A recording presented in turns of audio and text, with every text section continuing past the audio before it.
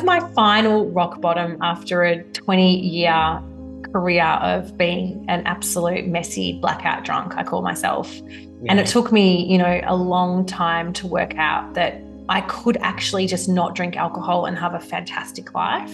Yeah. I always thought that I spent, most of my drinking life trying to control it and trying to make it work so that I could keep drinking. And I just kept failing over and over again. So it was just it's such an empowering moment to go, oh my God, I actually don't need to drink at all. I can be sober. There is a space for me as a sober woman to have an amazing life.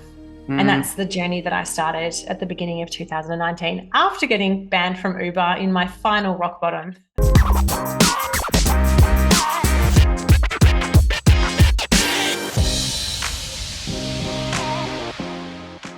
I'm Kitty Bloomfield, co-founder of New Strength and Saturée, creator of pro-metabolic food supplements and seriously saturated skincare. And today I've got Lucy Quick on the podcast to talk all about booze. One of my favourite, but not so favourite things. Hi, Kitty. Oh, thanks so much for coming on. Lucy did the program about 18 months ago. And yeah, she just messaged me on Instagram just talking about what she does in her program. And I just thought, oh, yeah, this would be so relevant for our audience because so many of the women that we work with really struggle with drinking, like a lot. And it's a real problem and it's affecting their life. So, yeah, I thought a great opportunity for you to come on and talk a bit more about what you do. And then potentially women can, work with you because it can be really difficult to try and stop drinking. It absolutely can. Thank you so much for having me, Kitty. It's so awesome to be here with you. So I run Thrivalist, which is a community with coaching and courses to support women with changing their relationship with alcohol in an empowered way. So I'm really passionate about helping to remove the stigma around having a drinking problem. So that allows women to feel sort of safe and supported to get the help they need. And I'm also really passionate about helping guide women towards recreating their lives, because when we quit drinking, it's so important that we're not just pressing pause or stopping with alcohol, but we're actually taking a look at our entire life and cleaning it up and making sure that it can really support us into sobriety to have a really healthy, happy life. And so as you mentioned before, Kitty, a lot of women struggle with their drinking, especially women in the 35 to kind of 55, 60 age bracket at the moment in Australia, with research saying that 1 in 5 are currently struggling with their drinking. So it's a really big thing. So, And I think even like our stories are quite similar, I think, with the drinking and the drug taking and all the crazy stuff that we did. And, I used to party, but then I would drink to cope with stress. Whenever something happened, I would feel sad, numb emotions every night, and also too, because I was starving myself. So I was hungry. So I'd come home, just crack open a bottle of wine and be drinking the wine while I would make my dinner. And yeah, it's a horrible feeling. And you just get stuck in this cycle, like you talked about, where you drink to numb the pain and then you wake up and you feel hungover and you're like, I'm not going to drink. And then you hit 5 o'clock and you do it again. And it's this vicious cycle. It is, absolutely. And it's such a counterproductive cycle to be stuck in, because we're using it to try and feel better at the end of the day as a coping mechanism, not knowing, I didn't know for, the 20 years that I drank, but not knowing that it's actually exacerbating all the stress. So every time we drink, heaps of stress hormones are flooded throughout the body, which just makes us feel so much worse. And that's why we tend to drink more and more and more. So it's very counterproductive. And then you do stupid things. Like we were just talking about, Lucy said she got banned from Uber. What? So that was my final rock bottom after a 20-year career of being an absolute messy blackout drunk, I call myself. And it took me, a long time to work out that I could actually just not drink alcohol and have a fantastic life. I always thought that I spent most of my drinking life trying to control it and trying to make it work so that I could keep drinking. And I just kept failing over and over again. So it was just such an empowering moment to go, oh my God, I actually don't need to drink at all. I can be sober. There is a space for me as a sober woman to have an amazing life. And that's the journey that I started at the beginning of 2019 after getting banned from Uber in my final rock bottom. Where had you been? Like, did you go out to a party or dinner? It was Christmas Day. Oh. So it was Christmas Day 2018. And at that point, I was in a really unhealthy marriage. I was really unhappy. But I was also drinking like a fish. So that was probably, causing half of my unhappiness. I was really overweight. I was about 25 kilos overweight. I had a little baby, a 6-month-old baby and a daughter. And it was Christmas Day, and I basically got to my sister's house for Christmas Day and got blackout drunk within an hour. I was an absolute mess. I made a massive fool of myself in front of the family, in front of my children, thankfully too little to remember. But then I decided to go to a friend's party that I wasn't really invited to. She'd loosely said, come over. I didn't realize it was her family that were there. So I rocked over on my own, no handbag, just my phone, bare feet, my Christmas Day dress, absolutely Blind. an absolute blind.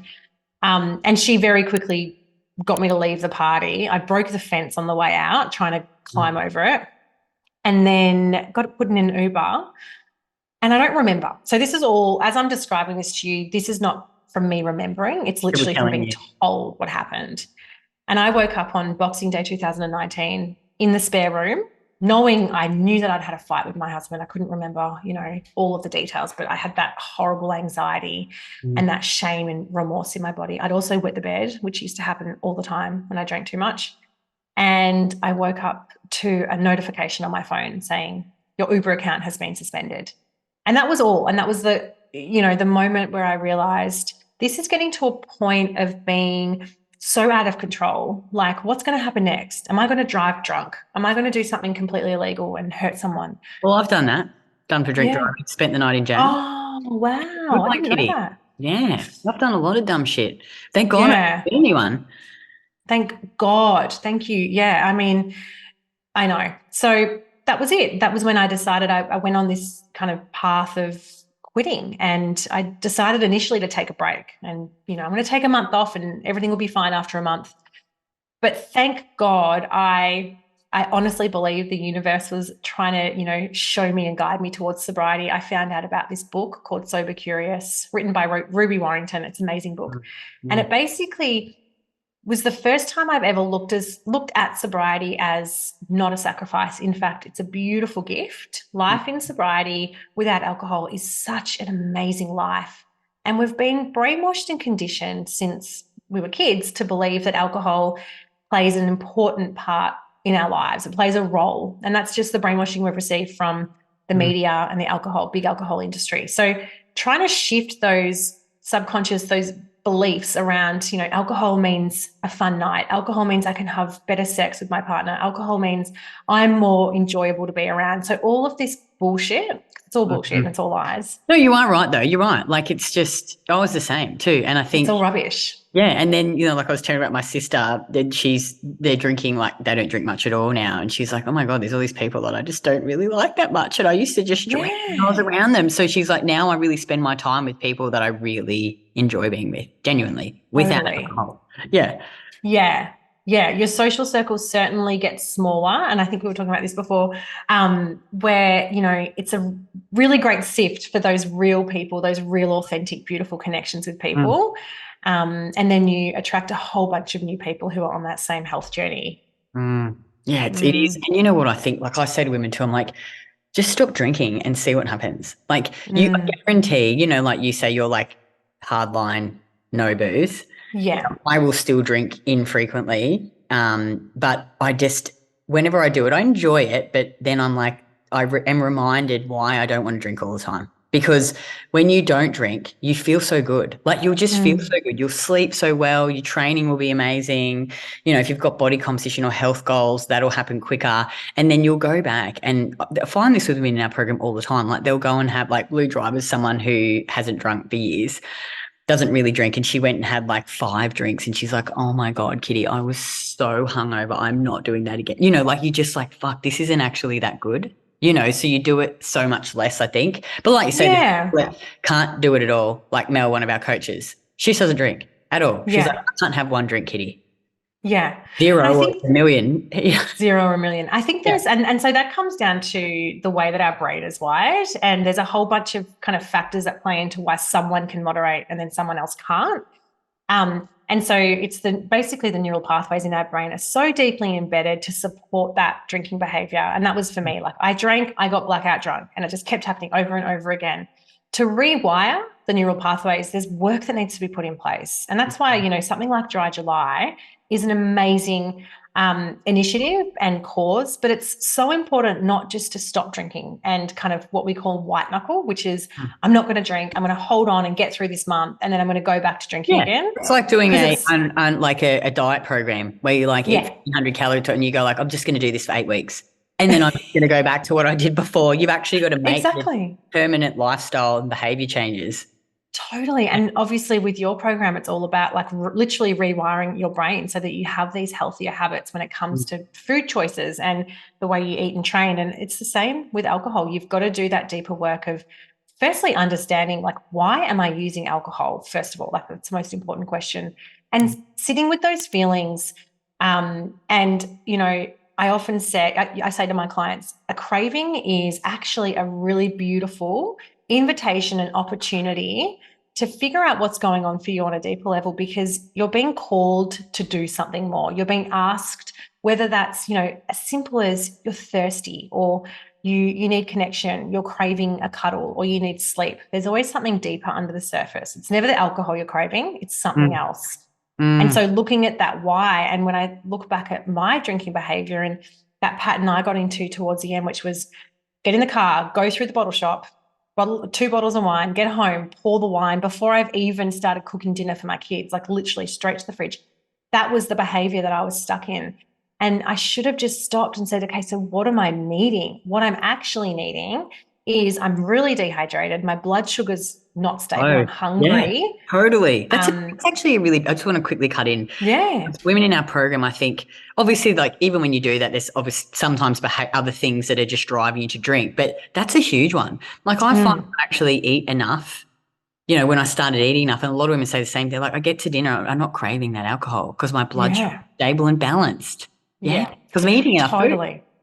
Because we're eating our food. And another thing about blood sugar is when we drink, our body actually prioritizes detoxing and processing alcohol over everything else. And when you look at all of the bodily functions that we have, one of them being to stabilize blood sugar, that actually gets thrown out the window. So that's why when we're drinking, we're often eating more, we're hungrier, and then the next day we wake up, obviously dehydration, low blood sugar, all of those things leads to wanting to just eat through the day. So blood sugar's, plays a big role. Did you used to, I used to just eat all day. Like, I would get up, I'd go to McDonald's, I'd get the drive-through. My favorite was like the sausage and egg McMuffin with extra sausage. I'd get extra hash browns, orange juice, and then I would just eat all day. All day. Like all day. All the meals. All the meals. Yeah. Because I just it wasn't like the one cheat day. No. And that's like 3 days worth of food, right? In one day. Of dog shit food too. It was like sometimes this friend of mine, I'm still friends with him, he's awesome, but we would have like hangover theme days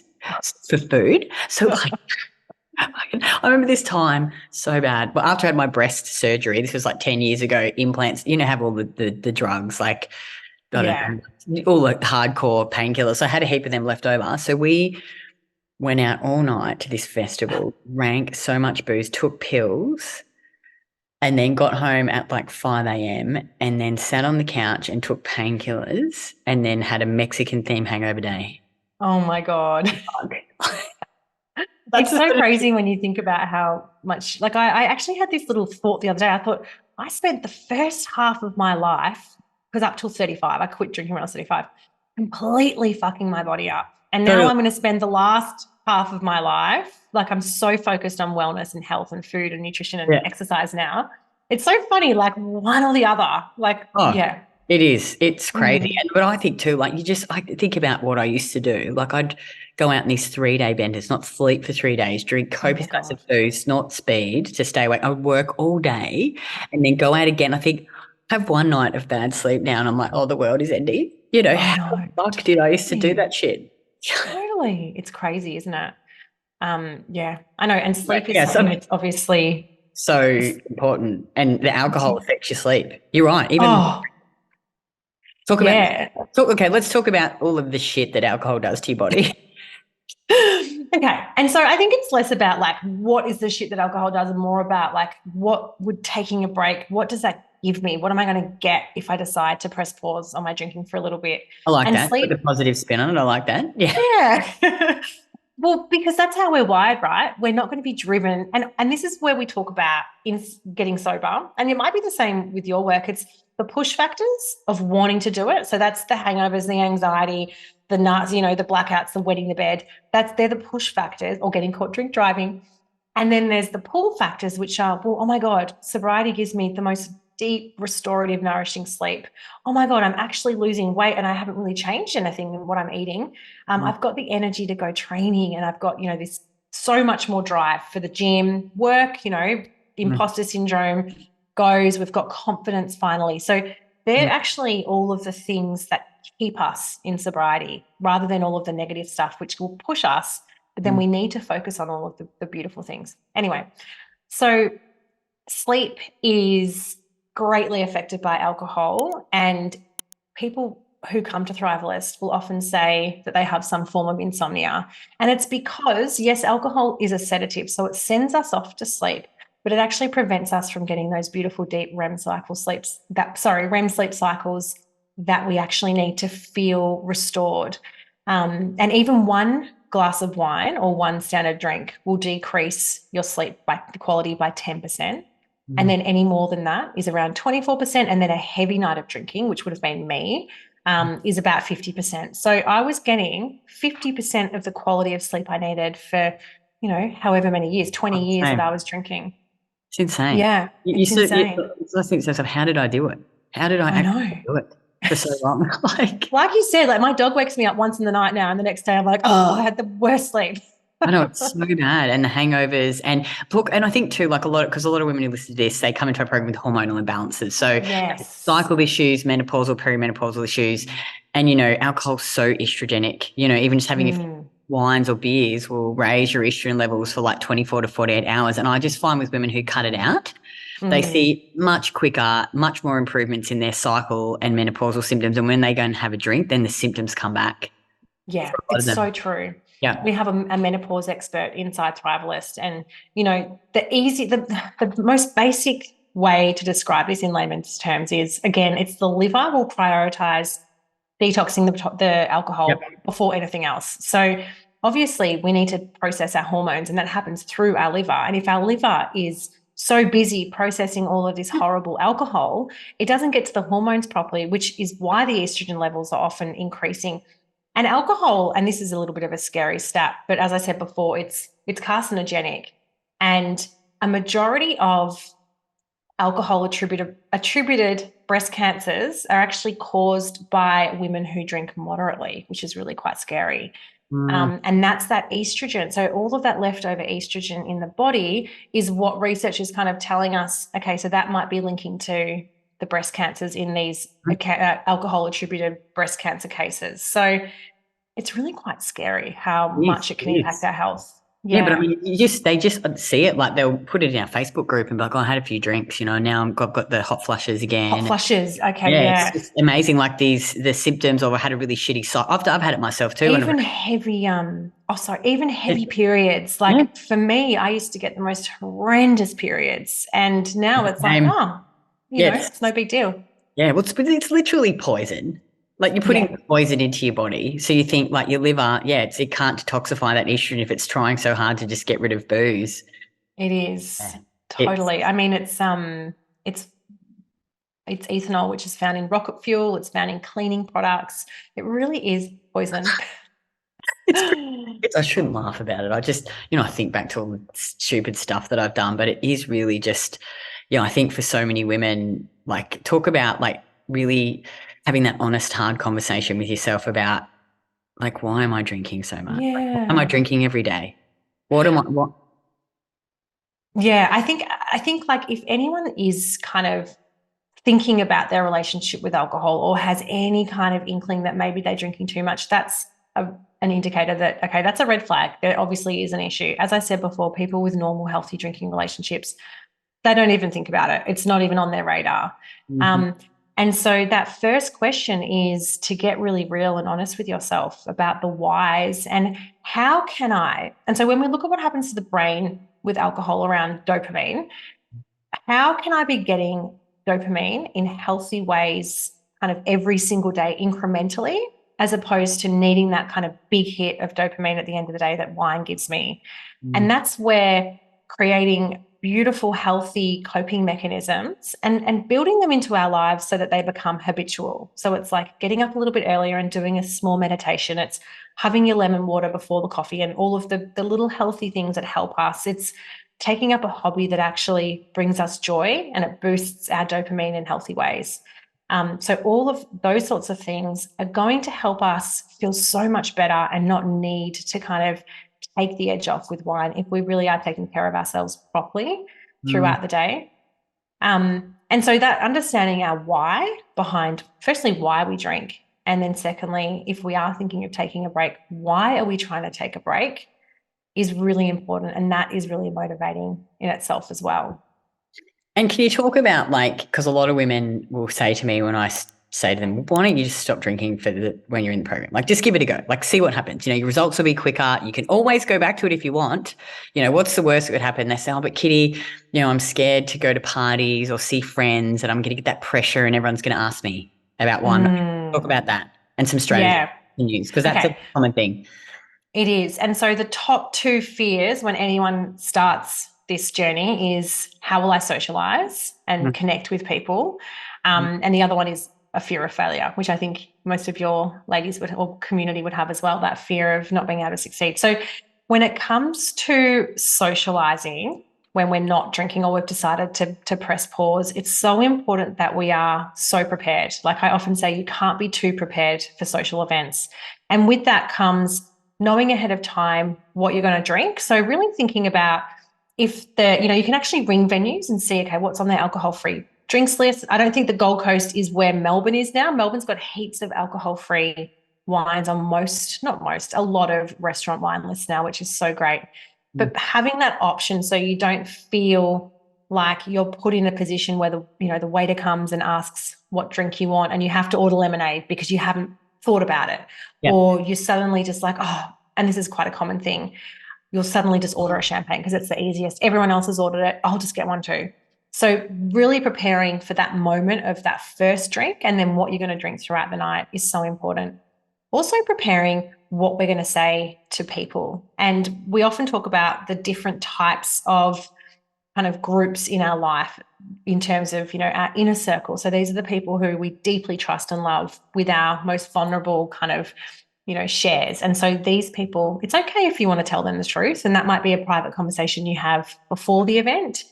And then there's that next layer of people, which are like your acquaintances. And you get to choose whatever it is you want to say to these people. No one's saying, okay, you need to go and tell them you've stopped drinking because you think you've got a drinking problem. You get to choose to say, I'm on a health kick, or I'm having an allergic reaction, or it's bloating me heaps lately, or whatever it is. But being prepared with those responses is going to stop you from being in a position where you kind of put off and it's a little bit awkward. And again, you end up just ordering a drink because it's the easier option. And then you're going to find these other group of people, which are called what we call drink pushers or alcohol pushers. And these are the people that are not going to really like the fact that you're not drinking because it's holding a mirror up to their own drinking. And they're going to question you, like, well, why are you not drinking? Why can't you just have one? Like, surely you can just have a couple tonight. Oh, it's my 40th. It's really important that you drink. You're one of my best friends. How am I going to have a great night? It's so interesting. So, you sort of think, like, who gives a fuck? Like, whether I drink or not. People, yeah. Well, they do. They often, and it is because, well, a lot of people have those deeply associated connections with alcohol around, like, well, it's my 40th. We're all going to get pissed. Or a hen's party. We're getting a Hummer into the city and going to the strip club. Like, of course we're going to be pissed. And it's really hard when we decide to take a break because we don't get to kind of stop all of our social events. We still have to go out and do these things. So it can be really challenging. And that's where, having those conversations with people beforehand, if they are big events like weddings or whatever they are, having those conversations and letting the host know, just so I'm not drinking, probably not the bride, but if it's a hen's party, just so I'm not going to get blind on your hen's party. I'm doing this, and really having that conversation beforehand is important.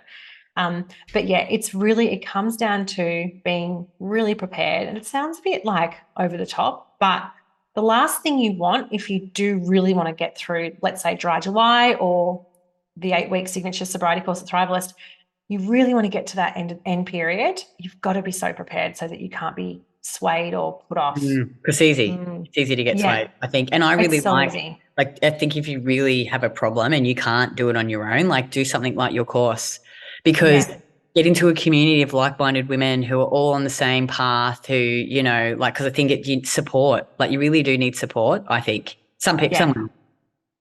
Yeah, totally. I think, you know, I created Thrivalist because I couldn't find that support. I went to AA. I wasn't really extreme enough for rehab, and you mean that there's not really a community there anyway, but I tried AA and I just didn't find my people. I often felt I used to get anxiety before I went because it was quite a disempowering experience for me. And that's not to say it's not fantastic for other people. So that's why. AA, like, sorry, just about, like, no, so I've never been there, but I feel like it's like you're labeling yourself as like, I'm an alcoholic. Yeah. You know, like, so your whole life you're like, oh, I'm an alcoholic. I don't know. It just doesn't seem, it seems, like, I don't think that would be something that I would find very useful either. Like, your program sounds like, you know, you're not an alcoholic. Like, labeling yourself as an alcoholic for the rest, I don't know. That's just what I've always thought. Yeah. The word alcoholic is actually like a colloquial term. A doctor would never say you are an alcoholic. They shouldn't. They'd probably say you have a mild, moderate, or severe alcohol use disorder, wherever you sit on that spectrum. But you're right. I mean, to say I'm going to be struggling with this and I have to say I'm an alcoholic for the rest of my life. I mean, I don't ever think about drinking anymore. Like, it's not even part of, like, I'm totally free. I will never drink again. And I'm so confident and, you know, but according to someone at AA, that would be really frowned upon to speak like this, because I've always got to be in fear of the fact that I'm going to fall off the wagon. Yeah. I'm always an alcoholic for the rest of my life. Yeah. And you're constantly fighting this battle that you're just going to go and drink again. I'm like, never made sense to me either. But I mean, I think, like, you know, I have to, and I have to just put a little kind of, I guess, disclaimer or whatever over that, what we've just talked about, because there are some people who will literally be struggling with this for the rest of their life. And that's sad. And they're the people on the extreme end of the alcohol use disorder spectrum, severe. And so for those people, AA is actually really, really helpful and important. Every day, go to a meeting. What they need. They need that. And that's because they have this really severe addiction, whereas most of the women in Thrivalist and the women that kind of, you know, that 1 in 5, they all sit in that grey area in terms of the spectrum. So they're grey area drinkers. They're not drinking at a severe level. They're drinking at, you know, way more than the guidelines, government guidelines of 10 standard drinks a week. They're probably drinking a bottle of wine a night or a little bit more. But it's not at that point of like needing a drink to kind of get through the day. It's not the severe end. I often wonder too, like, and this is just a comment, I guess, or just a thought, you know, what is the reason for the drinking? Like, are you actually addressing the root cause of why you need to drink all the time? Yeah. Do you mean that question for someone who has a severe alcohol use disorder? I don't know. Like, just like, I think to myself, well, like, I don't know, what's a severe, like, I think I took a lot of drugs and drank a lot of alcohol every day, and severe, like, same as you, like blackouts. Like, I'd wake up next to guys, naked, no idea how I got there, could have been raped, like, and you think, well, why was I doing it? You know, what made me change? I think about what really made me change eventually to not do it anymore. You know, like, I just, like, there must be a reason for most women. Do you think it was a self-worth thing, like looking for... Totally. Like, I was like, when I, you know, like, I lost my virginity at 17 and I was wasted all the time. Then I was like, oh, for guys to love me, I get them to fuck me. Yeah, then I'll find love.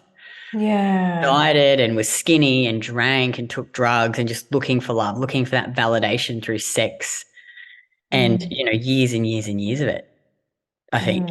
You know? Yeah, totally. Yeah, like, I don't know, like, it's obviously not the same for everyone, but there must be some, like, and for any addiction, I guess, right? Like, whether it's alcohol or drugs or gambling or sex or whatever, I don't know.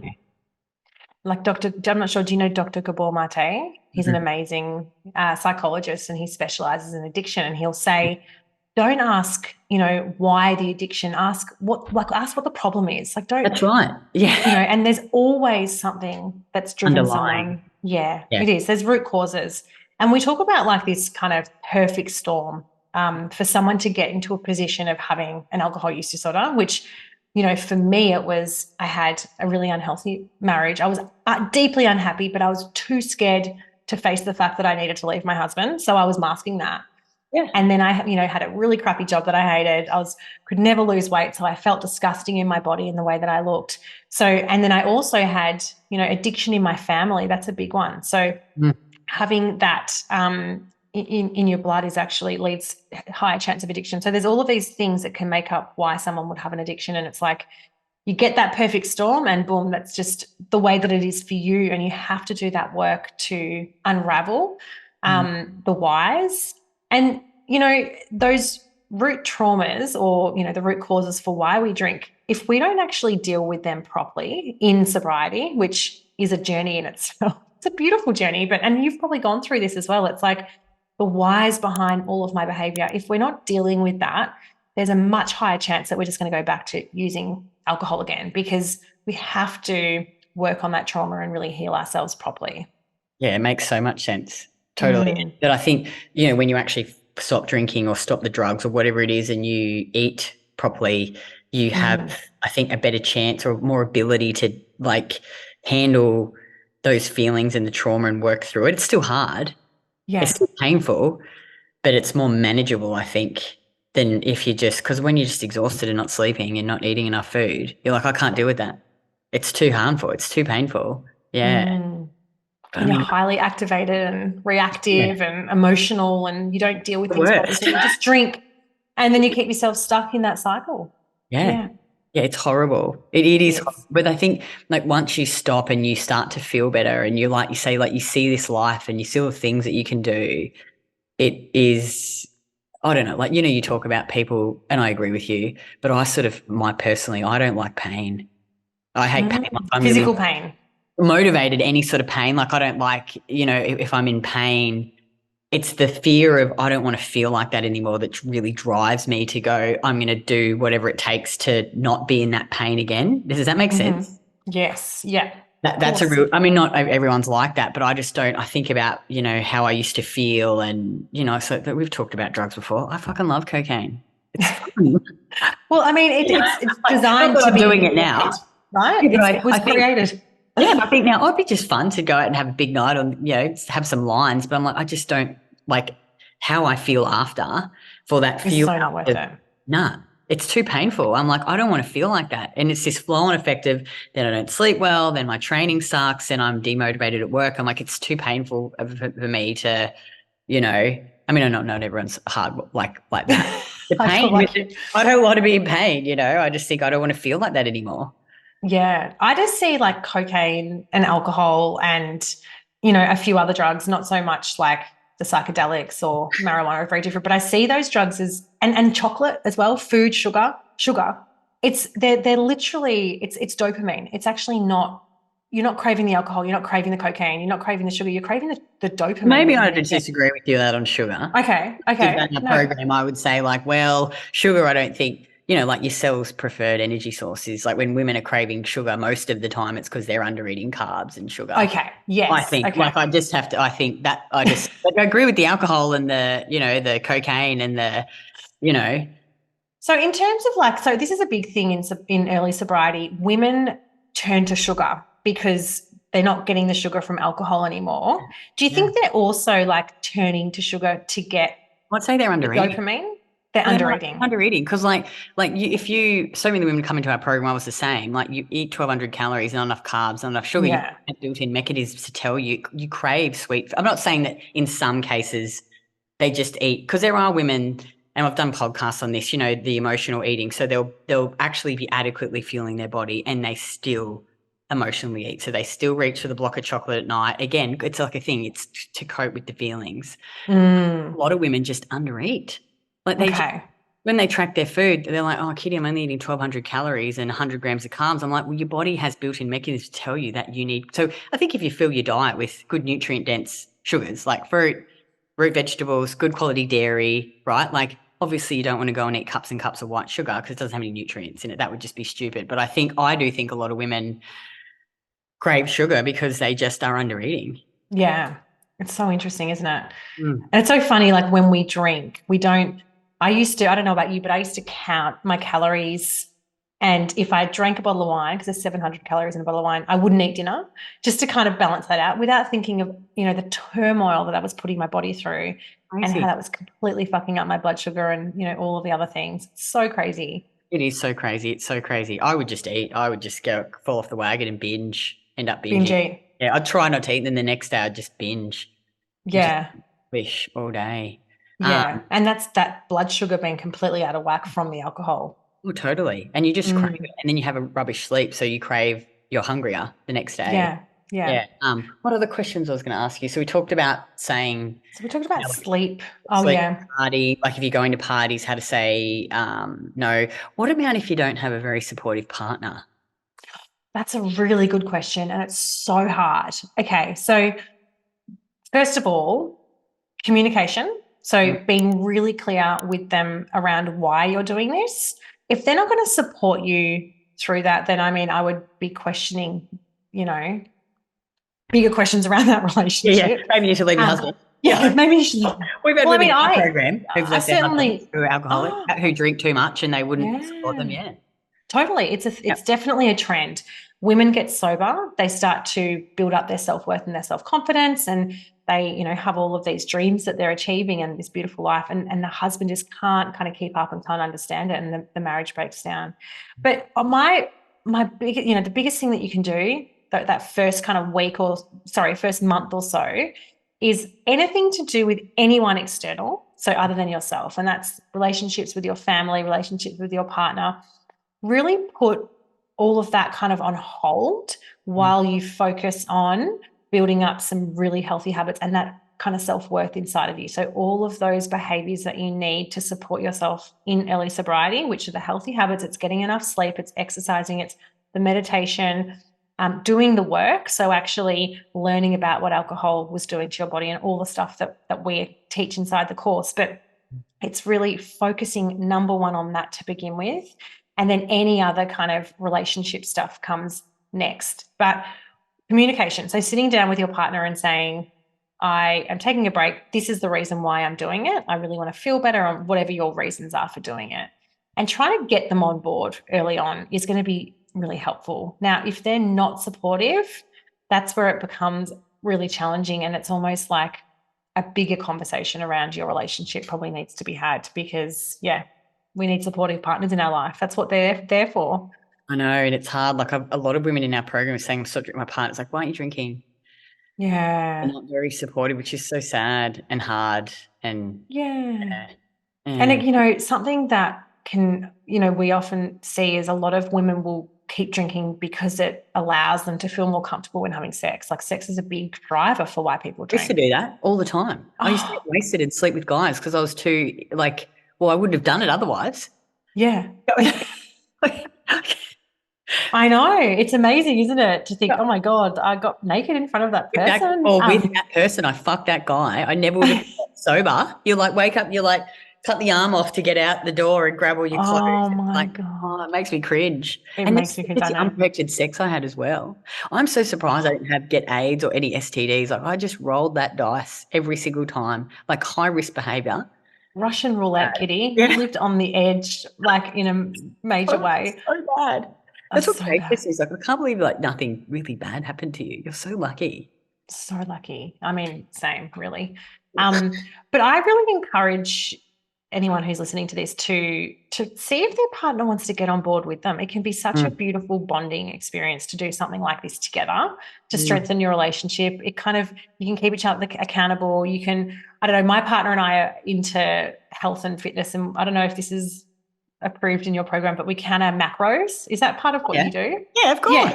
Yeah. I've heard. I'm like, haven't you listened to one of our million bloody podcasts? We talk about tracking all the time. It's a big macros. Okay, good. Because I haven't, when you were doing it last time, I don't think macros was part of it. Yeah, it's always been in there. We've always got women to track their food. Yeah, always. Tracking, but the macros? Yeah, so Maybe tracking I'm calories, just learning macros. about macros Yeah, myself now. So I think maybe it's something, potentially. yeah. Yeah, tracking Anyway, calories. Anyway, yes, we're on board with that. they're good, good. The point of this is like we're doing it together and it's fun. And Yeah, it's probably like people that come to your program. It's like come with your partner, do it together. It's fun yeah. and you can keep each other accountable. And doing something like taking a break from drinking together is a great way to strengthen your relationship. It's yeah, That's a really really good recommend it. idea. And you'll just feel so good at the end of the month or the 8 weeks or whatever you decide. Is there anything else you think that we haven't talked about that you want to I talk think about? it's just, getting clear about your why behind this, because that's going to keep you on board for if you do feel kind of wobbly. It's like really staying focused on the reasons. Same as your program. It's all about what, the reason for why you're doing it. It's setting yourself up for success. So whether that's joining a program like Thrivalist or finding another community, being part of something bigger than just you doing it on your own and kind of stuck at home and, not feeling like you're part of something bigger or more exciting can be so much more motivating to do it that way. And something that's really important is celebrating and rewarding yourself. So not feeling like you're depriving yourself from alcohol, but instead like looking for healthy ways to reward yourself, planning some beautiful catch-ups with friends, going to the day spa, going and doing yoga, sunrise yoga, doing things that, as I said, with the dopamine boosting things. So things that are beautifully nourishing without being unhealthy is important as well.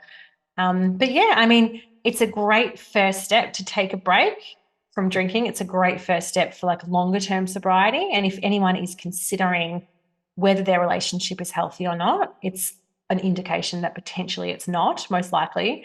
And so taking a break is just going to be a great place to start. I think too, like initially it will be hard. I think when you're like, say, you go to the first party and you'll be really prepared and then you'll just make these micro decisions not to drink. And every week that goes by, it just becomes the new identity, and it's not even a thing anymore. You don't even think Really? about it, right? Like it's strengthening that muscle. I caught up with these friends of mine from uni the other day. I hadn't seen them for like, God, when did we graduate? It's like 20 something years. And, they got a bottle of wine and he wasn't pressuring me, but he asked me about 5 times whether I wanted to drink. I was like, no, I'm sweet. I was like, do you want to drink? I'm like, no, I'm good. You guys drink the wine. And, I think when you say no and then you go home and you have a great sleep, you actually think, fuck, I'm so glad I didn't drink last night. I feel so good today. I'm getting up and training. I feel fresh. I still had a great time with them without the drinks, so Yeah. it's just, You get to have your cake and eat it too. You know what I mean? Like you get to go and have an amazing night and have all the fun that everyone else gets. And you see them at about 11, 12 o'clock starting to go a bit, and then things just turn pear-shaped. Anything from 1 a.m., it's like, it's a write-off. You don't actually miss out if you on any of the fun part. You get all of the fun and then you get to wake up and feel amazing the next day. It's just a win-win. It's so good. Yeah, it is good. It is good. Look, I'm not going to lie. I still like to have a cocktail every now and then. I went out to we're getting married in November at La Luna. So we're having a 40th for Craig's 40th, and then we're going to get married at the same time. So we just went there and tried the food, and I tried some of the cocktails that I wanted to have on the menu, like picking the cocktails, and they were so beautiful. Like there was this, I love this one with coconut. But they do these interesting spins on them. They're not like traditional cocktails. And I just really enjoyed it. I had like tried the 3 cocktails. We had all the food. But, you sort of like having more than 3, because I know if I have more than 3, I'm like, it's just not good, So I think even if you stop for a while, you'll go and have a few drinks and you'll be like, it's not that good. Like, you're It's like, not. you just do it and you're like, I mean, it was good. I enjoyed it, but it's not like I'm like, fuck yeah, I just want to drink every weekend again, you know? So and also the good news is like most places have really beautiful mocktail alcohol they free. do. They I call them do. alcohol-free cocktails because I think mocktails are a kitty name, but they have alcohol-free options. And like what you're describing, Kitty, is, you're still enjoying that feeling of what alcohol's doing to your body, obviously. Like you're enjoying that. Yeah. Yeah, it's enjoyable. I'd be lying if I said Because it's a drug. Because it's a drug. It's fun and you relax and you have a few cocktails. Yeah, totally. Yeah, it is a drug. Yeah. And I guess and so for anyone who is struggling with their drinking, it's like it's so important to know that you can recreate those experiences without alcohol. And as I was saying before about like that dopamine kick you get when you drink, like you can find that in other ways. Like you can get that in other experiences, even when you're out, like making sure you're going somewhere that has a beautiful view, just little things like that, or getting on the dance floor and having Go Good with people that you company. actually fucking like. I think that's a good. Yeah. Well, like my sister, I was telling you how she's with all these people that I just realised that I don't really like that much. Totally. And you have Hooking that. up with a really hot person, Yeah. that's fun. That's a good Well, you know what dopamine when kick. I don't drink, which is most of the time, I just drink Coke. I just like Coke. Yeah. Craig and I just Yeah. drink Coke, you know. Did I'm you not Coke or Coke Zero? Which one's Coke. the Coke. Coke? Just drink Okay. normal sugary Coke, you know, like I'm not Yeah. saying you have to drink Coke. You drink the mocktail, whatever you want. Sometimes I like lemon lime bitters. Like I like quite Yes. refreshing, you know, that's nice. Sometimes I just drink sparkling mineral water. You know, I Yeah. just don't care now. I don't really, if people say to me, why don't you drink? I'm like, I'm just not drinking. You know, I That's just so don't good. have it. It's not an issue for me now to say no, but people don't even ask me really. Like, Yeah. you That's know. good. So, but I get what you mean. It's hard, I think, at the start. And if you've got something in Totally. your hand, so people they think that you're drinking, Yes. don't And ask. also Yeah. just like that awkward moment of the waiter saying, "Can I order your drink, please?" Like that moment in itself, being so prepared with that moment so that you're not, thrown off. It's not awkward. Yeah. It's just like, bang, I know what I'm getting. No questions. And That's eventually it. it's just not even a thing. Yeah. It It's just how is. you are. Mm, And then eventually people don't even ask you because they know. they don't. Like most people don't ask Craig now because they know that he just doesn't They drink. just know. You're like, They certainly don't ask me, that's for sure, because I preach about it nonstop, left, right, and they're center. probably like, fuck, we don't want to get her started again. Yeah, totally. It's Oh, true. I love that. Oh, okay. All right. So so you've got the course. I'll put all the links. There's a course. What have you got? What do you? Yeah, so so we have an 8-week course actually in July, launching on the 1st of July, which is so exciting. It's 8 modules across 8 weeks. And inside the course, you're going to learn everything that you need to know to not only kind of decondition your subconscious beliefs around alcohol, but so that you get to a point where you don't actually want to drink anymore. Like that's my mission. It's to help women get to a place of like, oh, I could drink, but oh my God, why would I want to? My life is too good to even bother drinking. And then as part of the course, there's also access to a membership where there's a huge community of amazing women from all over Australia. We have a couple of US members and a couple from the UK. So global kind of. And then there's also heaps of we have access to experts in there. So there's psychologists, there's life coaches, kinesiologists, all these different types of amazing experts. And we have coaching calls. So we've got 3 group coaching calls every week, which are really beautiful. It's, it's such a beautiful space to come together and, we get deep. There's tears, but it's all part of it. And it's a really therapeutic, beautiful experience. So that's launching on the 1st of July. And you can sign up on the website. Awesome. All right. Well, I'll pop all the details below and your Instagram. So go and follow you. And I think, if you struggle, get help, get support. That's why you're best in coaching. You know, for sure. You need that sort of external accountability until it just becomes your norm, until you're internal, and it totally gets easier, I think, with anything. So thanks so much for reaching out to me, coming on. That's been great. Oh, thanks for having me, Kitty. It's been so fun. Awesome. Well, as always, guys, take a screenshot of the episode and share your biggest takeaways on Instagram stories and tag me at KITTYBLOMFIELD. And each month I pick a winner and they get a tub of Saturée Premium Collagen valued at $79. And I will see you again next week.